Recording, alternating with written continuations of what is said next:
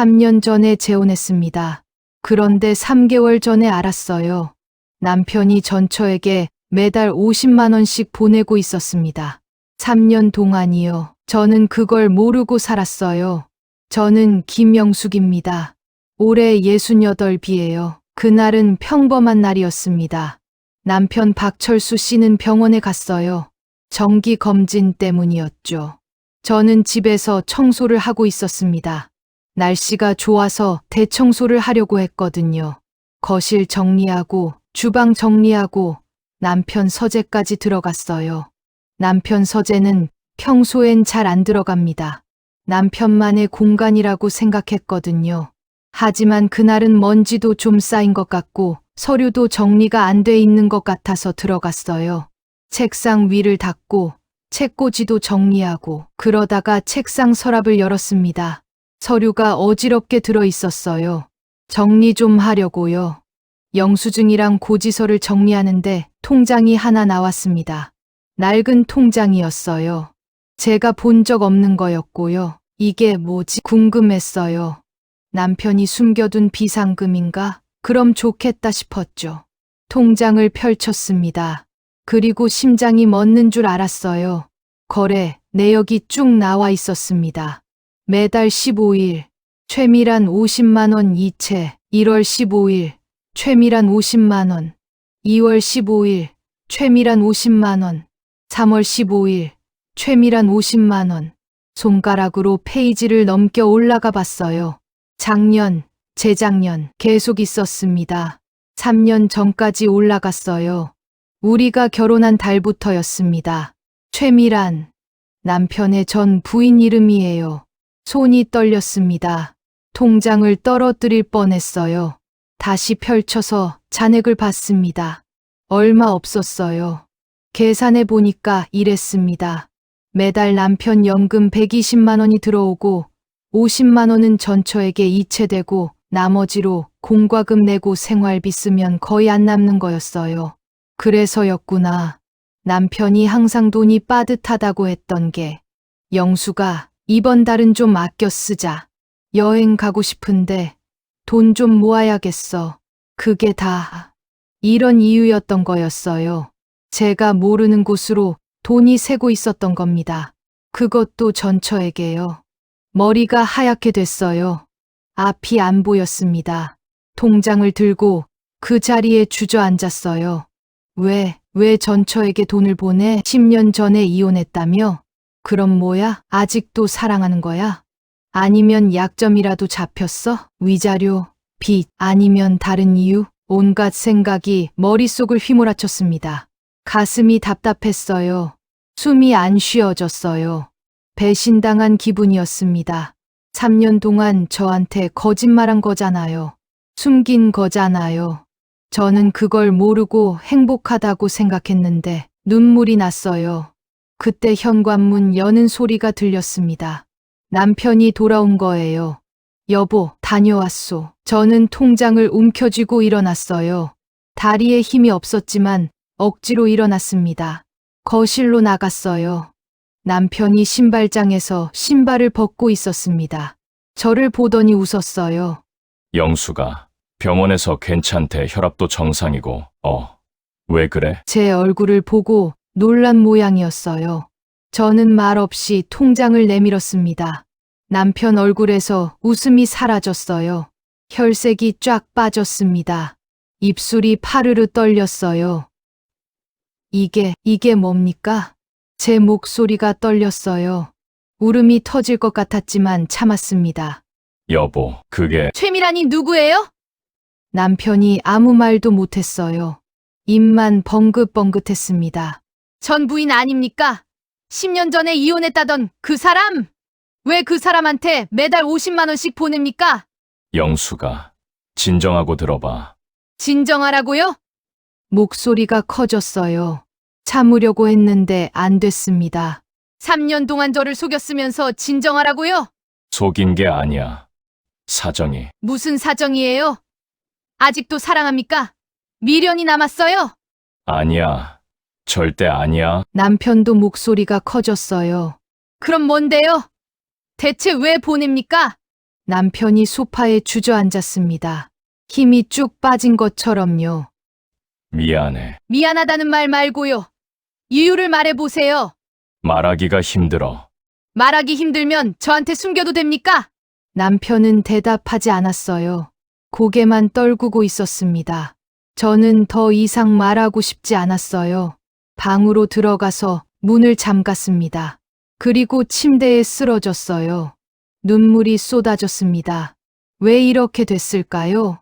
저는 재혼하기까지 쉽지 않았어요. 5년 전 첫 남편을 먼저 보냈습니다. 암이었어요. 2년 동안 투병했습니다.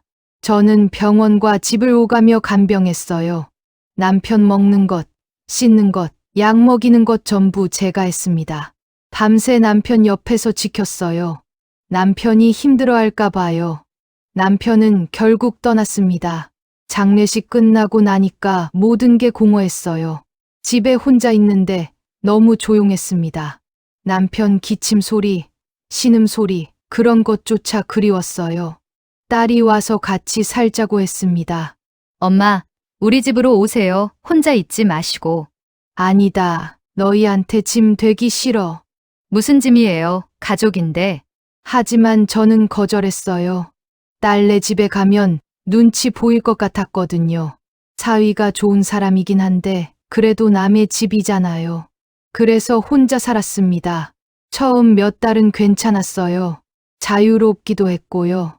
하지만 시간이 지날수록 외로웠습니다. 저녁에 혼자 밥 먹을 때, TV 보다가 웃긴 장면 나와도 같이 웃을 사람이 없을 때, 밤에 잠들기 전 옆에 아무도 없을 때, 그럴 때마다 가슴이 텅 빈 것 같았어요. 그래서 등산 모임에 나갔습니다. 사람들을 만나고 싶었거든요. 거기서 박철수 씨를 만났어요. 처음엔 그냥 같이 산 오르는 사람이었습니다. 인사 정도만 나누는 사이였죠. 그러다가 점점 가까워졌어요. 산에서 내려와서 막걸리 한잔하게 되고 밥도 같이 먹게 되고 철수 씨도 혼자였어요. 10년 전에 이혼했습니다. 성격 차이로요. 그렇게 말했어요. 저는 더 묻지 않았습니다. 남의 이혼 사유까지 캐묻는 게 신뢰라고 생각했거든요. 1년쯤 만나다가 결혼하자고 했어요. 철수 씨가 먼저요. 영숙 씨, 우리 같이 살면 안 될까요? 혼자 사는 것도 외롭고 같이 살면 좋을 것 같은데. 저도 그 생각이었어요. 하지만 딸이 반대했습니다. 엄마, 그 나이에 무슨 재혼이에요? 그냥 혼자 사세요. 딸아, 엄마도 외로워. 외로우면 우리 집에 오시면 되잖아요. 너희한테 짐 되기 싫어. 나도 내 생활이 있어야지. 결국 설득했어요. 결혼하겠다고요. 철수 씨네 아들도 처음엔 반대했지만 나중엔 허락했습니다. 결혼식은 조촐하게 했어요. 가족들만 모여서요. 신혼여행도 갔습니다. 제주도로요. 나이 들어서 하는 재혼이라 어색했지만 점점 좋아졌어요. 철수 씨는 좋은 사람이었습니다. 아침마다 커피를 내려줬어요. 산책도 같이 다녔고요. 친구들이 부러워했습니다. 영수가 재혼 잘했네. 남편분 좋으시다. 저도 그렇게 생각했어요. 행복했습니다. 정말로요. 그런데 그게 3개월 전까지였어요. 이제 모든 게 거짓말처럼 느껴졌습니다.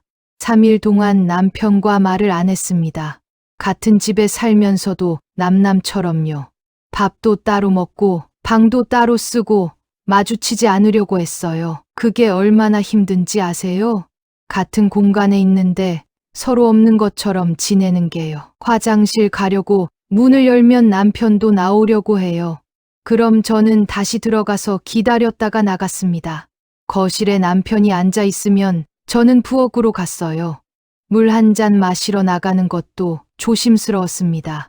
밤에는 더 힘들었어요. 침대에 누워도 잠이 안 왔습니다. 눈만 감으면 통장 내역이 보였어요. 최미란 50만 원 이체, 그 글씨가 눈에 선했습니다. 왜 보냈을까? 대체 무슨 이유로? 혹시 아직도 사랑하는 걸까? 미련이 남아있는 걸까? 아니면 약점을 잡혔을까? 빚이라도 있을까? 온갖 상상을 했습니다. 좋은 상상은 하나도 없었어요. 새벽 3시, 4시까지 뒤척이다가 겨우 잠들었습니다. 그러면 아침 7시쯤 거실에서 소리가 났어요. 남편이 움직이는 소리였습니다. 예전엔 남편이 아침마다 커피를 내려줬어요. 그 향기에 일어났죠. 하지만 지금은 커피 향도 안 났습니다. 남편도 마실 기분이 아니었나 봐요. 저는 이불을 뒤집어 쓰고 남편이 나가길 기다렸습니다. 현관문이 닫히는 소리, 남편이 산책을 나간 거예요. 그제야 방에서 나왔습니다. 거실은 텅 비어 있었어요. 남편 자리만 축축하게 눌려 있었고요. 식탁 위에 쪽지가 하나 놓여 있었습니다. 영수가 미안해 밥 해놨어 먹어줘. 남편 글씨였어요. 냉장고를 열어봤습니다. 국이랑 반찬이 있었어요. 어설프게 차려놓은 게 남편 솜씨인 게 뻔했습니다. 가슴이 먹먹했어요. 미안하다는 건 알겠는데 그래도 화가 풀리지 않았습니다. 4일째 되는 날 저녁이었어요. 저는 제 방에 있었고 남편은 거실에 있었습니다. 방문 밖에서 남편 목소리가 들렸어요. 영수가, 대답하지 않았습니다. 영수가, 나 내일 말할 게 전부다. 귀를 기울였어요. 들어줘. 제발 내가 왜 그랬는지 말할게. 한참을 기다렸지만 제가 대답이 없으니까 남편이 한숨 쉬는 소리가 들렸습니다. 발소리가 멀어졌어요. 저는 이불 속에서 생각했습니다. 내일 뭐라고 하려나, 어떤 이유를 대려나, 듣고 싶은 것 같으면서도 무서웠어요. 진짜 다른 여자를 사랑한다고 하면 어쩌지? 그럼 나는 어떻게 해야 하지? 또 이혼해야 하나? 이 나이에 밤새 잠을 설쳤습니다. 다음 날 아침, 남편이 거실 식탁에 앉아 있었어요. 저도 나가서 마주 보고 앉았습니다. 남편 얼굴이 많이 수척해 보였어요. 눈 밑이 까맣게 내려앉았고 뺨도 홀쭉했습니다. 3일 만에 제대로 보는 남편 얼굴이었어요.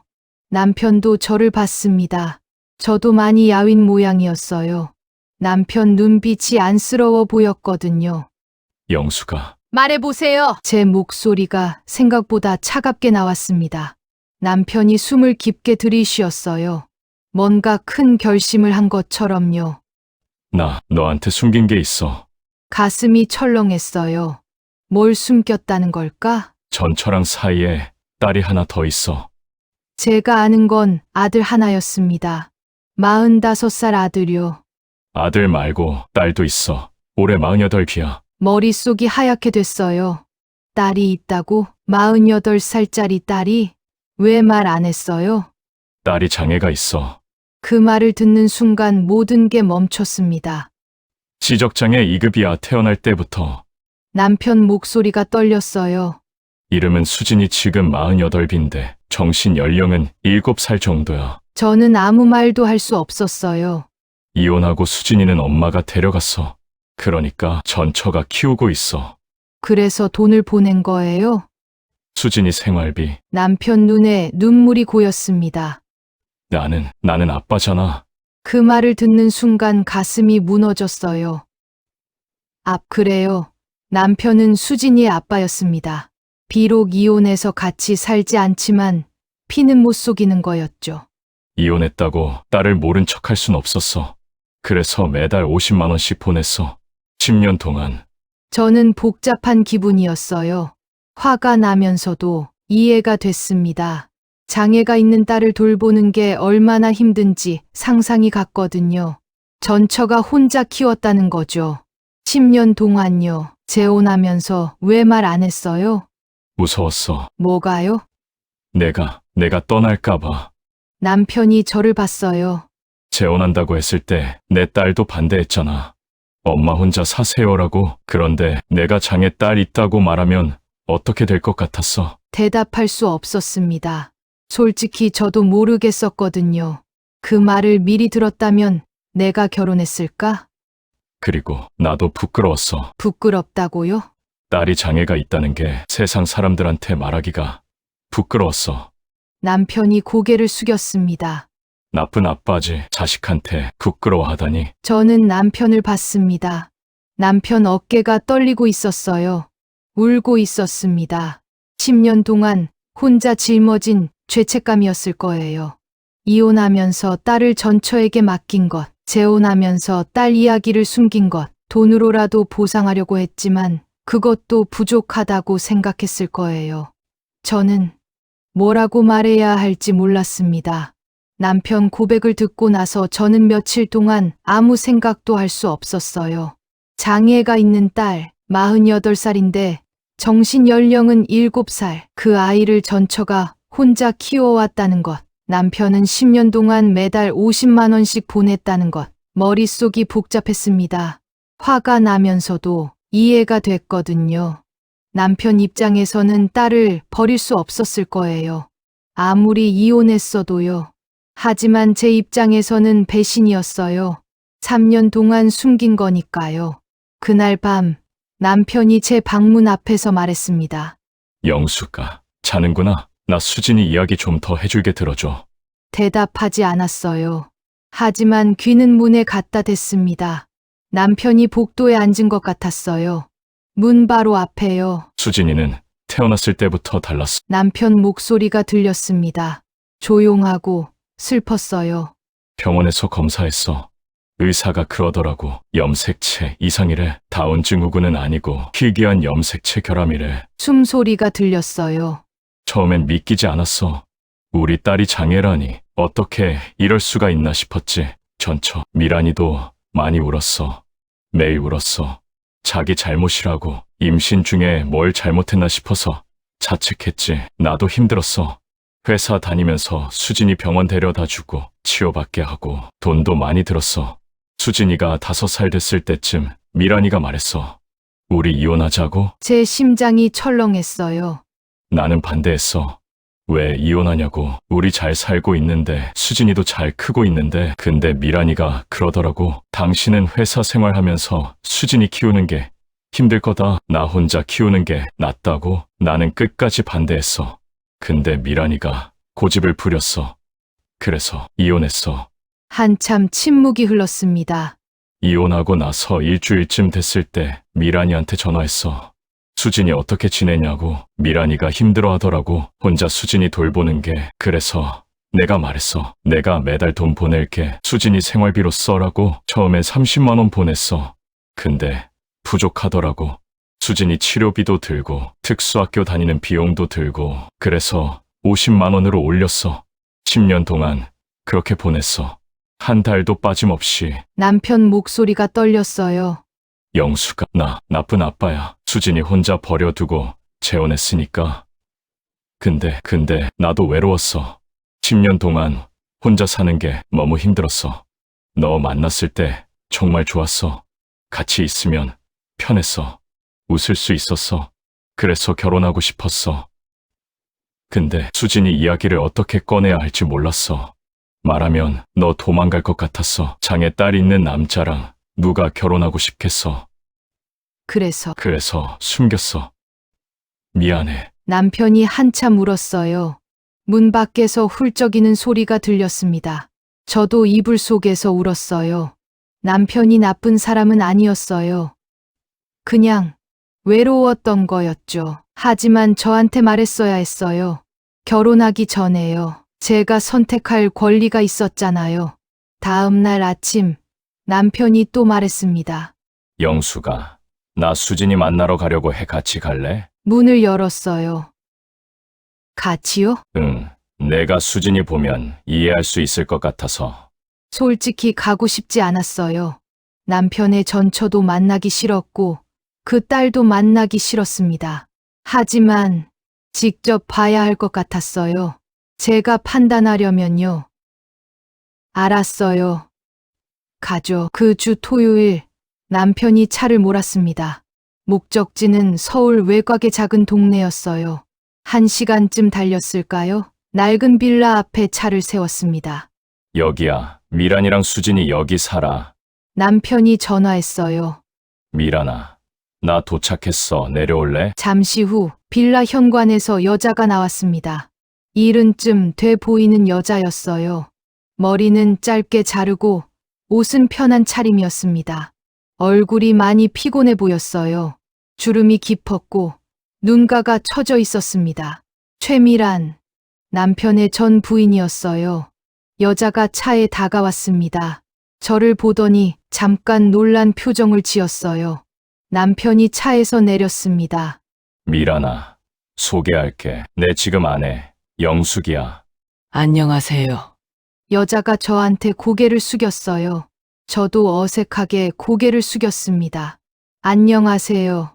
세 사람이 어색하게 서 있었어요. 미란이 입을 열었습니다. 수진이 위에 있어요. 올라오실래요? 남편이 저를 봤어요. 제가 고개를 끄덕였습니다. 빌라 2층으로 올라갔어요. 문을 열자 작은 거실이 나왔습니다. 깨끗했지만 낡았어요. 거실 소파에 여자가 앉아 있었습니다. 48살이라고 했지만 얼굴은 어린아이 같았어요. 짧게 자른 머리, 수수한 옷차림. 우리를 보더니 환하게 웃었습니다. 아빠, 남편을 보고 달려왔어요. 수진아, 남편이 딸을 안았습니다. 저는 그 모습을 보면서 가슴이 아팠어요. 수진이는 정말 7살 아이 같았습니다. 몸은 어른인데 행동은 완전히 아이였어요. 아빠 보고 싶었어. 나도 보고 싶었어. 남편이 딸 머리를 쓰다듬었어요. 눈물을 참고 있는 게 보였습니다. 수진이가 저를 봤어요. 이 이모 누구야? 응, 아빠 친구야. 안녕, 이모. 수진이가 저한테 손을 흔들었어요. 저도 어색하게 손을 흔들었습니다. 안녕. 그날 우리는 1시간쯤 있다가 나왔어요. 차에 타서 돌아오는 길, 저는 아무 말도 할 수 없었습니다. 수진이는 정말 누군가 돌봐줘야 하는 아이였어요. 혼자서는 아무것도 못했습니다. 미란이 옆에 붙어서 밥 먹여주고, 씻겨주고, 옷 입혀주고, 그걸 10년 동안 혼자 해온 거예요. 아니, 10년이 아니라 48년 동안이었죠. 저는 복잡했습니다. 남편한테 화가 나면서도 미란이한테는 미안했어요. 그리고 수진이한테는 안쓰러웠습니다. 집에 도착해서 남편이 물었어요. 영수가 어떻게 생각해? 잘 모르겠어요. 나 용서 못하겠어? 당장은 잘 모르겠어요. 남편이 고개를 끄덕였습니다. 알았어. 천천히 생각해줘. 저는 방으로 들어갔어요. 침대에 누워서 생각했습니다. 어떻게 해야 하지? 수진이를 만나고 일주일이 지났습니다. 그 일주일 동안 저는 거의 잠을 못 잤어요. 밤마다 천장만 바라봤습니다. 에어컨 소리만 윙윙 들렸어요. 남편은 옆방에서 잤습니다.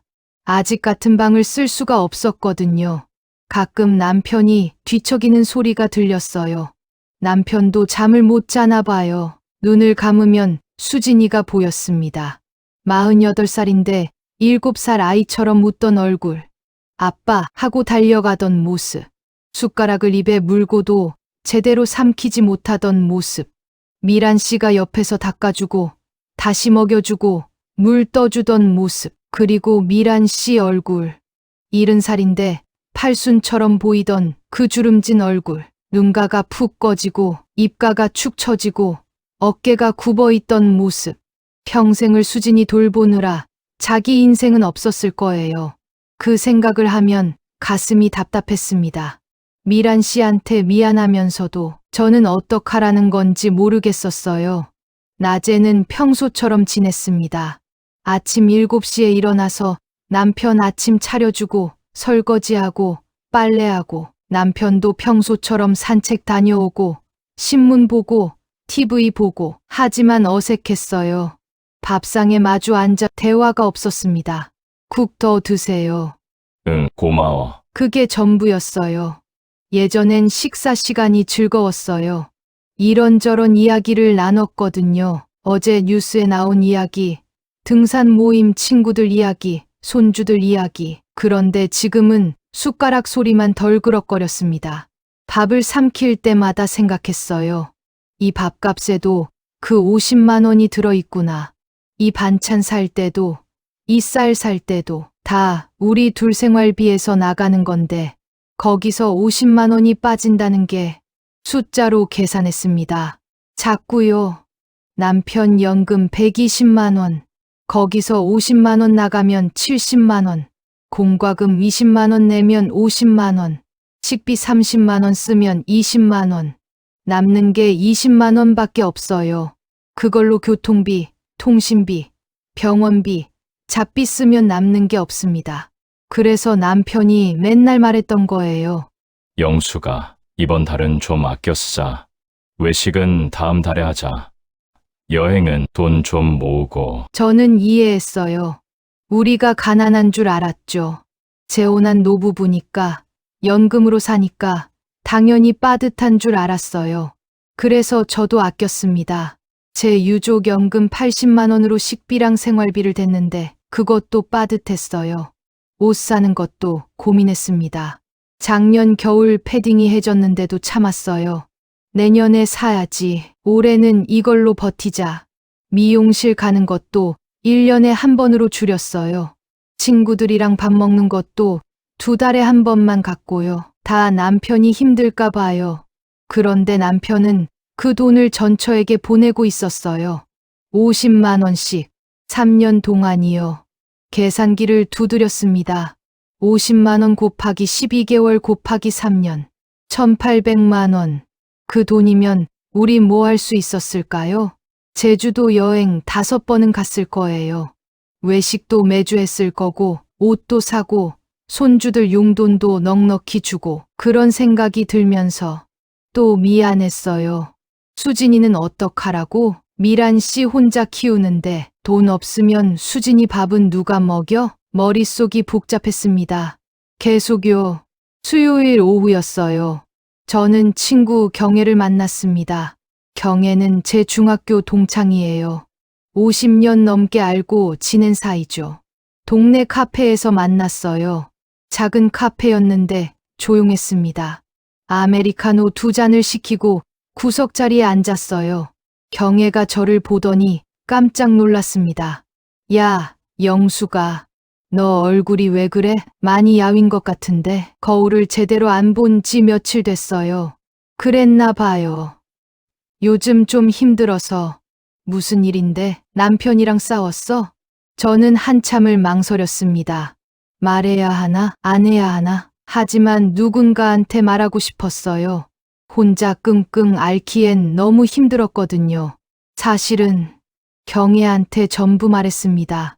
통장을 발견한 것, 남편이 전처에게 매달 50만 원 보낸 것, 장애 딸이 있다는 것, 수진이를 만나러 간 것, 전부요. 경애는 커피를 마시다 말고 듣고 있었어요.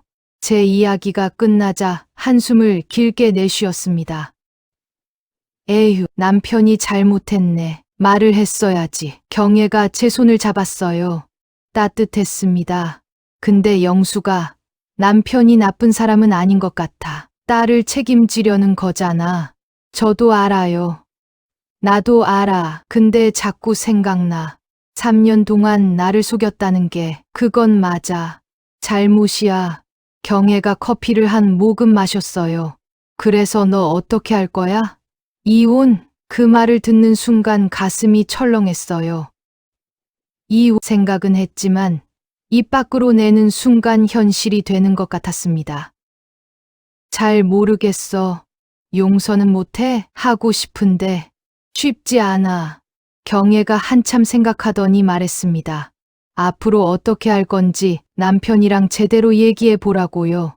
50만 원을 계속 보낼 건지, 줄일 건지, 우리 생활은 어떻게 할 건지 맞는 말이었어요. 집으로 돌아오는 버스 안에서 생각했습니다. 남편이랑 제대로 얘기해야겠다고요. 그날 저녁 식사 후에 말했습니다. 앉으세요. 얘기 좀 해야겠어요. 남편 얼굴이 굳었어요. 무슨 말을 들을지 아는 것 같았습니다. 식탁에 마주 앉았어요. 저는 숨을 한번 깊이 들이쉬고 물었습니다. 앞으로 어떻게 할 거냐고요? 수진이한테 계속 돈을 보낼 거냐고요? 남편은 잠시 말이 없었어요. 창밖을 보더니 고개를 끄덕였습니다. 보내야 한다고요. 지금처럼 50만 원을요. 그 말을 듣는 순간 가슴이 답답했어요. 그럼 우리는요? 우리 생활비는요? 계속 이렇게 빠듯하게 살아야 하냐고요. 남편은 대답하지 못했습니다. 한참을 말없이 있다가 자기가 일을 하겠다고 했어요. 아파트 경비 일이라도 알아보겠다고요. 일은 둘의 경비 일을 제가 말리려고 하자 남편이 말했습니다. 괜찮다고요. 아직 건강하다고요. 할 수 있다고요. 남편 목소리가 떨렸어요. 미안하다는 말은 안 했지만 표정이 전부 말하고 있었습니다. 저는 더 이상 말할 수 없었어요. 그날 밤 늦게 딸한테 전화가 왔습니다. 요즘 연락이 뜸한데 괜찮냐고요. 저는 딸한테도 말했어요. 남편 이야기를요. 딸은 전화기 너머로 소리를 질렀습니다. 이혼하라고요. 당장 짐 싸서 나오라고요. 자기네 집으로 오라고요. 하지만 저는 거절했어요. 이혼은 아직 생각 안 한다고요. 딸이 답답해했습니다. 왜 그러냐고요. 저도 몰라요. 왜 이혼 생각이 안 드는지. 분명 화가 나고 배신감이 들고 속상한데 그래도 남편을 떠나고 싶진 않았어요. 남편이 나쁜 사람이 아니라는 걸 알거든요. 딸은 한참을 잔소리하다가 전화를 끊었습니다. 저는 휴대폰을 침대 옆에 놓고 천장을 봤어요. 형광등 불빛이 희미하게 어떻게 해야 할까요? 남편을 용서해야 할까요? 아니면 딸 말대로 이혼해야 할까요? 남편은 나쁜 사람이 아니에요. 딸을 책임지려는 거니까요. 하지만 저를 속인 것도 사실이에요. 수진이는 불쌍해요. 평생 누군가 돌봐줘야 하니까요. 하지만 제 인생도 중요해요. 저도 행복하게 살고 싶어요. 미란 씨도 힘들어요. 혼자 딸 키우는 게요. 하지만 저도 힘들어요. 경제적으로, 마음으로요. 모두가 다 어려운 상황이었습니다. 답이 없었어요. 침대에 누워서 밤새 고민했습니다. 내일은 뭐 하지? 남편이랑 또 어색하게 지내겠지. 언제까지 이럴 수 있을까? 3년 전으로 돌아가고 싶었어요. 남편을 처음 만났을 때로요. 행복했던 그때로요. 하지만 돌아갈 수 없다는 걸 알았습니다. 눈물이 베개를 적셨어요. 남편이 경비 일을 시작한 건 그로부터 2주 후였습니다. 동네 아파트 단지에서 야간 경비를 구한다는 공고가 났대요. 밤 10시부터 아침 6시까지. 한 달에 150만 원. 남편이 지원했고 붙었습니다. 첫 출근 날 저녁이었어요. 남편이 경비 유니폼을 입고 나왔습니다. 남색 바지에 회색 점퍼요. 가슴에 이름표가 달려 있었어요. 박철수 경비원이라고요. 제 가슴이 먹먹했습니다. 72살에 야간 경비라니. 남편은 거울 앞에서 모자를 눌러 쓰고 있었어요. 뒷모습이 쓸쓸해 보였습니다. 그럼 다녀올게. 남편이 조용히 말하고 현관문을 나섰어요. 저는 창문으로 남편이 걸어가는 모습을 봤습니다. 어둠 속으로 사라지는 뒷모습이 작아 보였어요. 그날 밤 저는 잠이 안 왔습니다. 남편이 없는 집은 너무 조용했어요. 시계 소리만 똑딱똑딱 들렸습니다. 밤 11시, 12시, 새벽 1시. 남편은 지금 뭐 하고 있을까요? 추울 텐데, 밤바람이 차가운데, 경비실이 따뜻하긴 할까요? 혹시 힘들어하진 않을까요? 온갖 생각이 들었습니다. 새벽 6시쯤 현관문이 열렸어요. 남편이 돌아왔습니다. 다녀왔어. 목소리가 피곤해 보였어요. 남편 얼굴을 봤습니다. 헬쑥했어요. 눈 밑이 퀭하고 얼굴이 창백했습니다. 하룻밤 사이에 더 늙어 보였어요. 씻고 주무세요. 남편이 욕실로 들어갔습니다. 저는 부엌에서 미역국을 끓였어요. 아침 먹고 주무시라고요. 밥과 국을 차려줬습니다. 남편이 말없이 먹었어요. 숟가락 드는 손이 떨리는 것 같았습니다. 힘들어요? 물어봤더니 남편이 고개를 저었어요. 괜찮아. 할만해. 거짓말인 게 뻔했습니다. 72에 밤새 서 있는 게 괜찮을 리 없잖아요. 남편은 밥을 다 먹고 방으로 들어갔어요. 곧 코 고는 소리가 들렸습니다. 깊이 잠든 거예요. 저는 거실 소파에 앉아서 창밖을 봤습니다. 아침 햇살이 들어오고 있었어요. 가슴이 복잡했습니다. 저녁 9시에 일어나서 밥 먹고 9시 반에 출근. 아침 6시에 퇴근해서 밥 먹고 7시에 잠. 오후 5시쯤 일어나서 저녁 먹고 다시 출근 준비. 완전히 뒤바뀐 생활이었습니다. 저는 남편 시간에 맞춰서 밥을 차렸어요. 밤 8시 반에 저녁, 새벽 6시에 아침. 저도 생활 리듬이 흐트러졌습니다. 일주일쯤 지났을 때 남편이 많이 힘들어 보였어요. 얼굴이 더 야위었고 걸음걸이도 느렸습니다. 괜찮아요? 많이 힘들어 보이는데. 괜찮아, 적응하면 돼. 하지만 괜찮지 않았어요. 어느 날 새벽, 남편이 퇴근해서 들어오는데 다리를 절고 있었습니다. 왜 그래요? 다리 다쳤어요?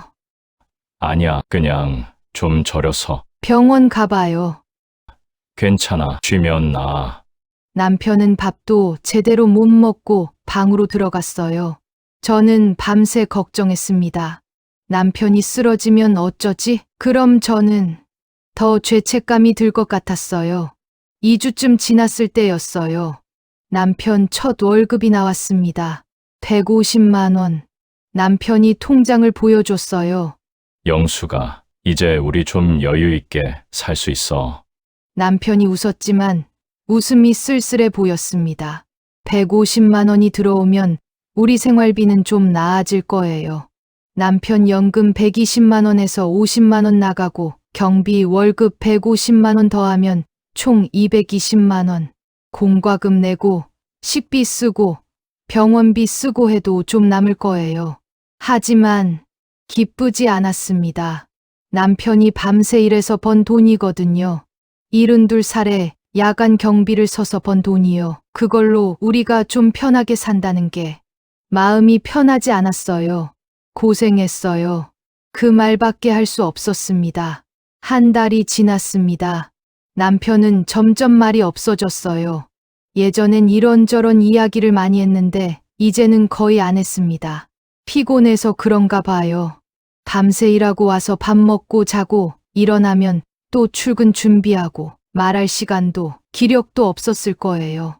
저는 남편을 보면서 생각했습니다. 이게 맞나? 남편이 이렇게까지 고생해야 하나?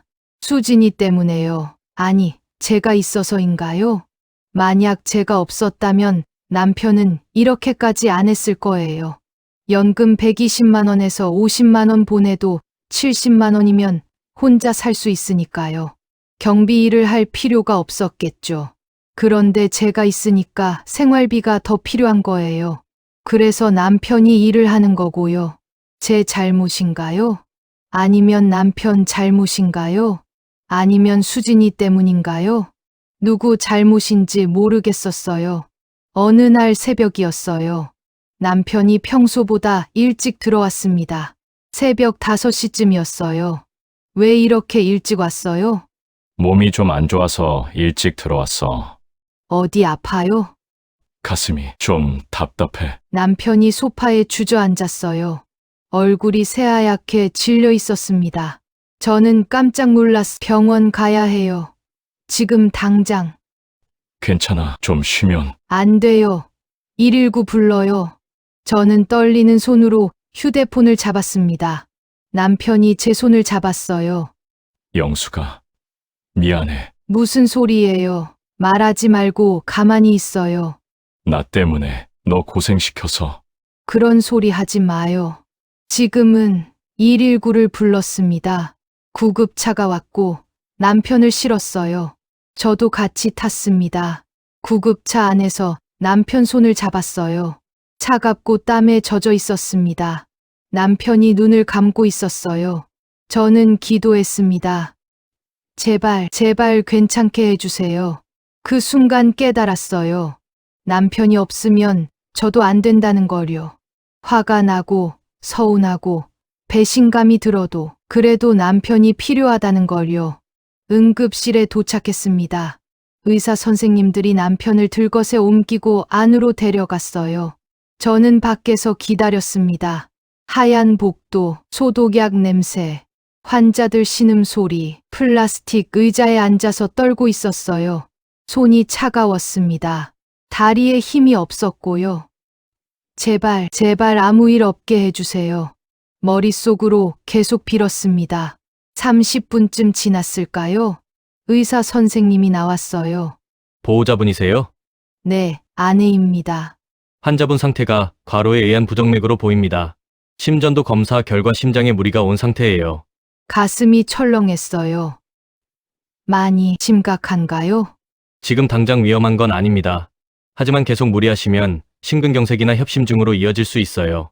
환자분 연세가 72이시죠? 최근에 무리한 일 하셨나요? 야간 경비 한 달 정도 했습니다. 의사 선생님이 고개를 저었어요. 그 나이에 야간 근무는 무리입니다. 당장 그만두셔야 해요. 안 그러면 정말 큰일 날 수 있습니다. 저는 고개를 끄덕일 수밖에 없었어요. 입원은 필요 없고 약 처방해 드릴게요. 충분히 쉬게 하시고 절대 무리하지 마세요. 감사합니다. 남편은 침대에 누워 있었습니다. 얼굴에 혈색이 조금 돌아온 것 같았어요. 눈을 뜨고 저를 봤습니다. 영수가 의사 선생님이 과로래요. 야간 근무 그만해야 한대요. 남편이 말없이 천장을 봤어요. 미안해. 미안하다는 말 그만해요. 이제 정말 지겨워요. 목소리가 나왔습니다. 제가 생각했던 것보다 강하게요. 남편이 저를 봤어요. 당신 쓰러지면 저는 어떡해요? 혼자 남으면 어떡하라고요? 눈물이 났습니다. 저도 당신 필요해요.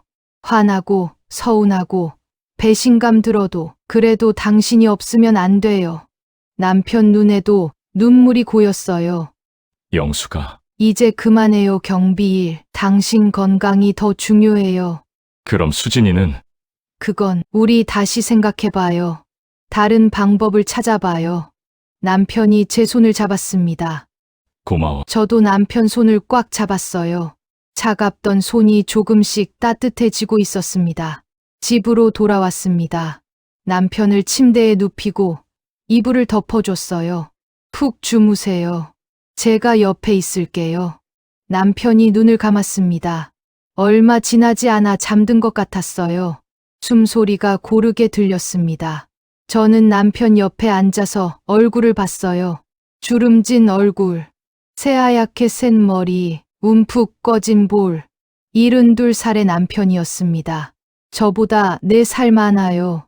하지만 지금은 팔순처럼 보였습니다. 한 달 만에 이렇게 늙어 보일 수가 있구나. 가슴이 아팠어요. 이 사람이 경비 일을 하면서 얼마나 힘들었을까요? 밤새 추운 데서 서 있으면서요. 다리 저리고 허리 아프고 졸음 참으면서요. 그걸 한 달 동안 했어요. 수진이 때문이에요. 그리고 저 때문이에요. 저랑 살면서 생활비가 더 필요했으니까요. 제가 없었다면 남편은 이렇게까지 안 했을 거예요. 그 생각을 하니까 눈물이 났습니다. 오후쯤 됐을 때 딸한테 전화했어요. 남편이 병원에 갔던 일을 말했습니다. 딸은 듣고 나서 한숨을 쉬었어요. 그러게요. 그 나이에 무슨 야간 경비예요. 엄마, 이제 정신 차리셨어요? 이혼하세요. 그 양반 때문에 엄마까지 고생하는 거잖아요. 그냥 나오세요. 나는 이혼 안 할 거야. 왜요? 나는 이 사람이 있어야 돼. 딸이 한참 말이 없었어요. 그러더니 한숨을 또 쉬었습니다. 엄마 마음대로 하세요. 저는 모르겠어요. 퉁명스러운 목소리였지만 걱정하는 게 느껴졌어요. 근데 엄마, 그럼 어떻게 할 건데요? 경비일 그만두면 돈은요? 잘 모르겠어. 다른 방법을 찾아봐야지. 에이, 딸이 뭔가 말하려다가 참았어요. 알았어요. 엄마 건강 챙기시고요. 저도 곧 갈게요. 응, 고마워. 전화를 끊었습니다. 창밖을 봤어요. 해가 지고 있었습니다. 노을이 붉게 물들고 있었어요. 예쁘지만 쓸쓸했습니다. 저녁 무렵 남편이 일어났어요. 몇 시야? 6시요. 많이 잤네. 남편이 일어나 앉았습니다. 얼굴색이 좀 나아 보였어요. 배고프시죠? 죽 끓여 드릴게요. 응, 고마워. 부엌에 가서 전복죽을 끓였습니다. 전복은 냉동실에 얼려둔 게 있었어요. 명절 때 딸이 사준 거였죠. 푹 고아서 그릇에 담았어요. 남편이 식탁에 앉아서 먹었습니다. 천천히, 조용히요. 저도 마주 앉아서 봤어요. 한 숟가락씩 떠먹는 모습이 조심스러워 보였습니다. 맛있어. 고마워. 당신도 고생했어요. 남편이 숟가락을 내려놓았어요. 영수가, 나 경비 일 그만둘게. 의사 선생님 말도 그렇고, 너도 그렇게 말했으니까 그만둬야지. 그럼 수진이는요? 남편이 한참을 생각하더니 말했습니다. 50만 원을 10만 원으로 줄여볼게. 미란이한테 이야기해볼게. 괜찮을까요? 모르겠어. 근데 다른 방법이 없잖아. 남편 목소리가 떨렸어요. 수진이한테 미안하지만 나도 살아야 하고 너도 살아야 하니까. 저는 고개를 끄덕였습니다. 그게 최선인 것 같았어요. 다음 날 남편이 미란 씨한테 전화했어요. 거실에서 통화하는 소리가 들렸습니다. 미란아, 나야. 응. 미안한데 이번 달부터 돈을 좀 줄여야 할 것 같아. 50만 원에서 10만 원으로. 응, 내가 건강이 안 좋아서. 미안해. 정말 미안해. 나도 어쩔 수가 없어. 한참 후 알았어. 고마워. 수진이 잘 부탁해. 전화를 끊는 소리가 들렸어요. 남편이 한참 동안 말이 없었습니다. 저는 부엌에서 설거지를 하면서 귀를 기울였어요. 남편이 한숨 쉬는 소리가 들렸습니다. 무거운 한숨이었어요. 제 가슴도 무거웠습니다. 30만 원으로 줄인 지 한 달이 지났습니다. 남편은 경비 일을 그만뒀어요. 약을 먹고 일찍 자고 늦게 일어나고 얼굴에 혈색이 조금씩 돌아왔습니다. 저는 남편을 돌봤어요. 밥 세끼 챙겨 먹이고 산책도 같이 다니고 약 먹는 시간도 챙기고 한 달 전보다는 사이가 좀 나아졌어요. 대화도 조금씩 늘어났고 밥 먹을 때 웃기도 했습니다. 하지만 완전히 예전으로 돌아간 건 아니었어요. 여전히 어딘가 어색했고 조심스러웠습니다. 그래도 함께 있다는 게 중요했어요. 어느 날 오후 남편 휴대폰이 울렸습니다. 남편이 전화를 받더니 얼굴이 굳었어요. 내가 갈게. 전화를 끊고 한참 말이 없었습니다. 누구예요? 미란이야. 무슨 일이래요? 수진이가 넘어져서 다쳤대. 병원에 입원했어. 많이 다쳤어요? 팔이 부러졌대. 수술해야 한대. 남편 목소리가 떨렸어요. 나 수진이 병원에 가봐야겠어. 같이 갈게요. 아니야, 너는 집에. 같이 간다니까요. 저도 모르게 그렇게 말했습니다. 남편이 저를 봤어요. 놀란 표정이었습니다. 고마워. 병원은 서울 외곽에 있었어요. 차로 1시간 거리였습니다. 병원 입구에서 미란 씨가 기다리고 있었어요. 한 달 만에 보는 얼굴이었는데 더 야위어 보였습니다. 얼굴에 걱정이 가득했어요. 철수 씨, 수진이는요? 지금 수술실에 있어요. 언제 넘어진 거예요? 오늘 아침에 화장실 가다가 미끄러졌어요. 제가 잠깐 한눈판 사이에 미란 씨가 울먹였어요. 제 잘못이에요. 제가 더 조심했어야 하는데 아니에요. 괜찮아요. 제가 말했습니다. 미란 씨가 저를 봤어요. 눈이 빨갛게 충혈되어 있었습니다. 수술비가 300만 원 든대요. 남편과 저는 동시에 입을 다물었어요. 300만 원. 큰 돈이었습니다. 보험은요? 남편이 물었어요. 드러났는데 일반 상해는 안 된대요. 자기 과실이라서요. 미란 씨가 고개를 떨어뜨렸습니다. 제가 돈을 모아둔 게 있긴 한데 100만 원밖에 없어요. 나머지 200만 원을. 말을 잇지 못했어요. 남편이 저를 봤습니다. 저도 남편을 봤어요. 우리 통장에 얼마 있었죠? 지난달 남편 연금 120만 원에서 30만 원 보내고 공과금 내고 생활비 쓰고 한 50만 원 남아 있을 거예요. 제 유족연금 통장도 비슷했고요. 합쳐봐야 100만 원. 턱없이 부족했습니다. 수술실 앞 대기실에 앉아 있었어요. 미란 씨는 자판기 커피를 마시면서 눈물을 닦고 있었고요.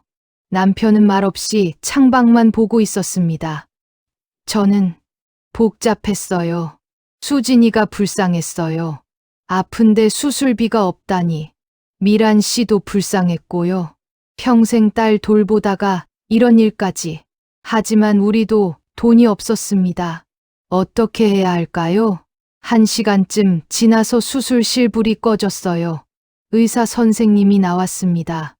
보호자분이세요? 미란 씨가 벌떡 일어났어요. 수술 잘 됐습니다. 깨끗하게 붙였어요. 3주 정도 입원하셔야 할 것 같고요. 감사합니다, 선생님. 수술비는 원무과에서 정산하시면 됩니다. 의사 선생님이 가고 우리 셋이 남았어요. 미란 씨가 남편을 봤습니다. 철수 씨, 죄송한데 말을 잇지 못했어요. 돈을 빌려달라는 말이었겠죠. 남편이 한참을 말없이 있다가 입을 열었습니다. 나도 지금은 돈이 없어. 미안해. 남편 목소리가 떨렸어요. 미란 씨가 고개를 끄덕였습니다. 알아요. 괜찮아요. 제가 어떻게든 해볼게요. 하지만 어떡해요? 미란 씨 통장에 100만 원밖에 없는데요. 나머지 200만 원은 어디서 구해요? 집으로 돌아오는 차 안은 조용했습니다. 남편이 운전대를 잡고 있었지만 표정이 어두웠어요. 저는 창밖을 봤습니다. 해가 지고 있었어요. 당신 잘못 아니에요. 제가 먼저 말했어요. 우리도 돈이 없는데 어쩌겠어요. 그래도 남편이 한숨을 쉬었습니다. 수진이 아빠인데 딸이 다쳤는데 나는 아무것도 못해. 아빠라고 다 해줄 수 있는 건 아니잖아요. 그래도 남편이 더 이상 말하지 못했어요. 집에 도착했습니다. 남편이 차에서 내리지 않고 한참 앉아 있었어요. 그날 밤, 저는 잠이 안 왔어요. 침대에 누워서 천장을 봤습니다. 수진이 생각이 났어요. 지금쯤 병실에서 자고 있겠죠. 팔이 아플 텐데 미란 씨는 옆에서 지키고 있을 거예요. 돈 걱정하면서요. 우리도 어렵지만 저쪽은 더 어려웠습니다. 그 생각을 하니까 가슴이 답답했어요. 옆방에서 남편이 뒤척이는 소리가 들렸습니다.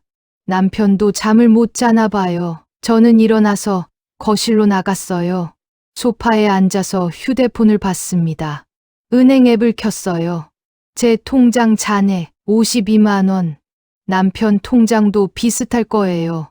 합치면 100만 원 정도. 그걸 들여도 수진이 수술비 300만 원에는 턱없이 부족했습니다. 하지만 안 드리는 것보다는 나을 거예요.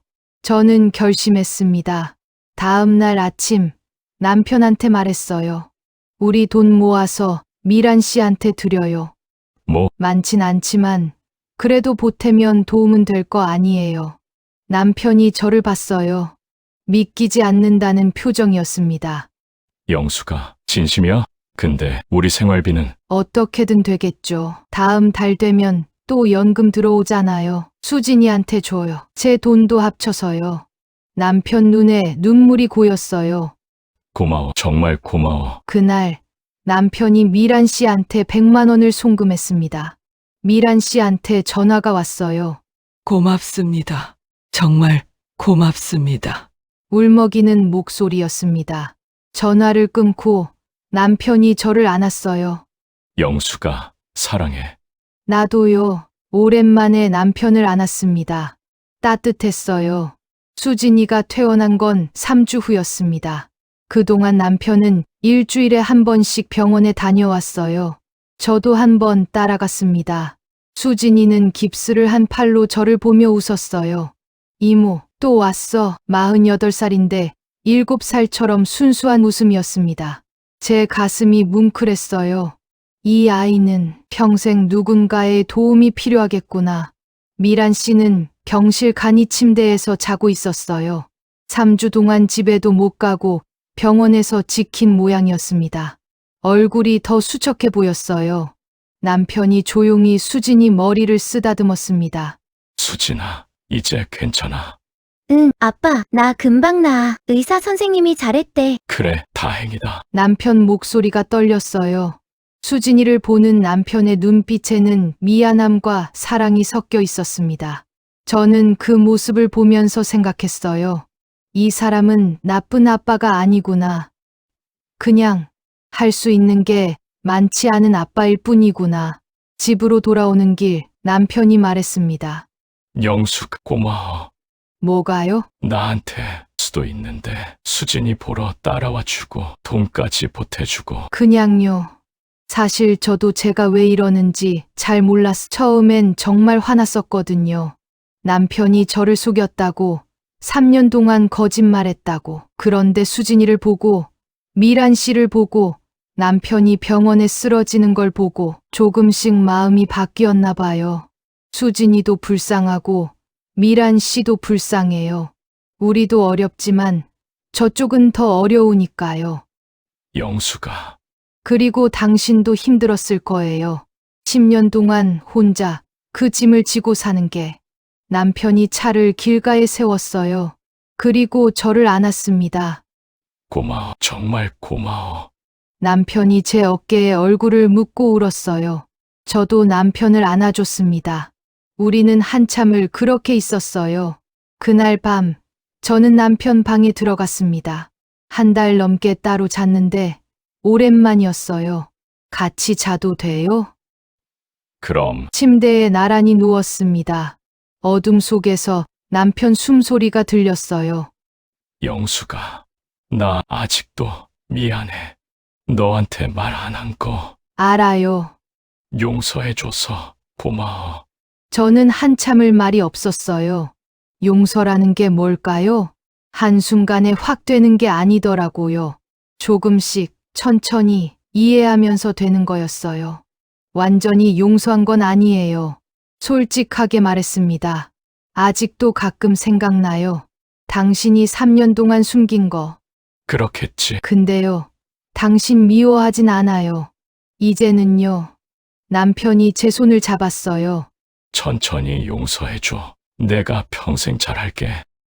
알았어요. 그날 밤, 오랜만에 푹 잤습니다. 며칠 후, 딸이 집에 왔어요. 엄마, 괜찮으세요? 응, 괜찮아. 딸이 거실을 둘러봤습니다. 남편도 있었어요. 둘이 화해하신 거예요? 엄마, 진짜 괜찮으세요? 억지로 참고 사는 거 아니에요? 아니야, 진짜 괜찮아. 딸이 저를 한참 봤어요. 그러더니 한숨을 쉬었습니다. 에이, 엄마가 그렇게 하고 싶으시면 뭐, 제가 뭐라고 하겠어요. 딸아, 걱정 안 해도 돼. 엄마 알아서 해. 근데 엄마, 경제적으로 힘드시면 제가 좀 도와드릴게요. 아니야, 괜찮아. 아니에요. 제가 한 달에 30만 원씩 드릴게요. 생활비 보태 쓰세요. 딸이 고집을 부렸어요.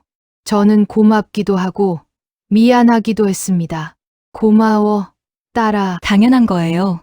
엄마가 저 키우느라 얼마나 고생하셨는데요. 딸이 웃었어요. 그 웃음을 보니까 눈물이 날 것 같았어요. 1달이 또 지났습니다. 우리 생활은 여전히 빠듯했어요. 남편 연금 120만 원에서 수진이한테 30만 원 보내고, 공과금 내고, 식비 쓰고, 병원비 내고, 제 유족연금 80만 원이랑 딸이 보내주는 30만 원으로 나머지를 채웠습니다. 여유롭진 않았지만 살만했어요. 여행은 못 가지만 외식은 1달에 한 번 했습니다. 옷은 자주 못 사지만 꼭 필요한 건 샀어요. 그렇게 살았습니다. 남편은 건강이 많이 좋아졌어요. 얼굴에 혈색도 돌고 웃음도 늘었습니다. 매일 아침 저한테 커피를 내려줬어요. 영숙아, 커피 한잔 해. 고마워요. 함께 커피를 마시면서 창밖을 봤습니다. 해가 떠오르고 있었어요. 오늘 날씨 좋네. 그러게요. 산책 갈까요? 손을 잡고 나갔습니다. 동네를 천천히 걸었어요. 예전처럼요. 재혼하고 행복했던 그때처럼요.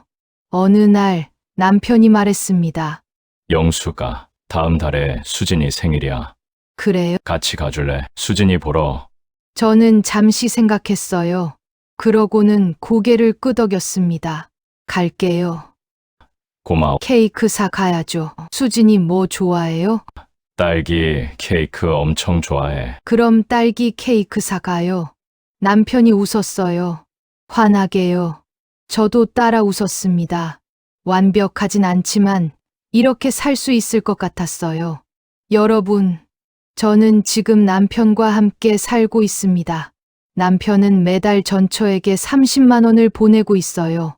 수진이 생활비로요. 처음엔 화가 났었어요. 배신감도 들었고요. 이혼하고 싶기도 했습니다. 하지만 지금은 괜찮아요. 완전히 용서한 건 아니에요. 가끔은 여전히 서운해요. 하지만 남편을 이해하게 됐습니다. 수진이도, 미란 씨도요. 우리 모두 각자 짐을 지고 살아가는 거더라고요. 남편은 딸을 책임지는 짐을, 미란 씨는 평생 딸을 돌보는 짐을, 수진이는 장애를 가지고 사는 짐을, 그리고 저는 남편을 받아들이는 짐을요. 완벽한 해결은 없었어요. 돈은 여전히 부족하고 마음도 완전히 편하진 않아요. 하지만 우리는 함께 살기로 했습니다. 서로 이해하면서요.